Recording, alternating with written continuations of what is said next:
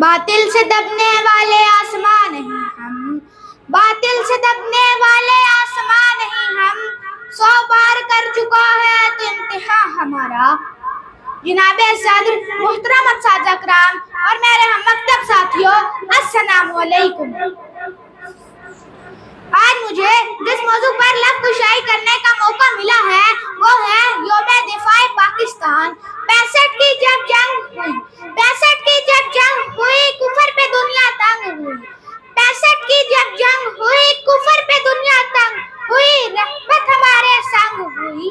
آیا تھا جھکنے جھک گیا باطل، آیا تھا دبنے دب گیا باطل، آیا تھا مٹنے مٹ گیا باطل، قتل ہوا پھر خود وہاں قاتل، وجاء الحق وزهق الباطل ان الباطل کان زہوقا۔ صدر علی وقار، ہمت، جرأت اور بہادری شہیدوں کے لہو سے لکھے جانے والے جذبات کی تاریخ کو یوم دفاع پاکستان کے نام سے یاد کیا جاتا ہے۔ عالیہ مرتب چشمہ فلک نے وہ دن دیکھا جب میرا پڑوسی دشمن ٹینکوں اور توپوں کی فوج لے کر میرے ملک کی طرف سرحدوں پر چڑھائی کر دوڑا۔ میرے ملک کے دشمن جنگجو چودھری کا یہ خیال تھا کہ وہ افواج پاکستان کو حالت نیند میں دبا جائے گا،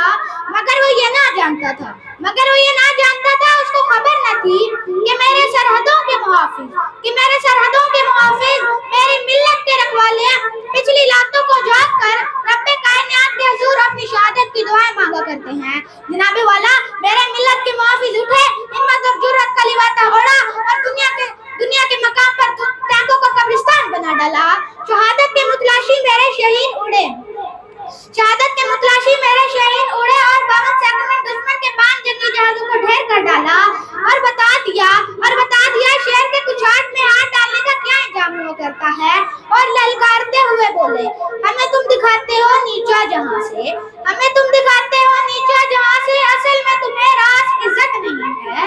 ہمیں تم دکھاتے ہو نیچا جہاں سے، ہمیں تم دکھاتے ہو نیچا جہاں سے، اصل میں تمہیں راس عزت نہیں ہے۔ کہو تو کوئی اور رخ بھی دکھا دیں، کہو تو کوئی اور رخ بھی دکھا دیں، اکیلی ہم میں شرافت نہیں ہے۔ جناب والا، 6 ستمبر 1965 کے دن ہم نے اپنے دشمن کو بتلا دیا کہ جو کوئی میرے ملک کی طرف ایک انگلی اٹھائے گا تو اس کا ہاتھ اس کے بعد اسے راٹا کر ڈالیں گے، اور جس کسی شخص یا قوم نے میری ملت کی طرف ایک میلی آنکھ اٹھا کر دیکھا تو خدا کی قسم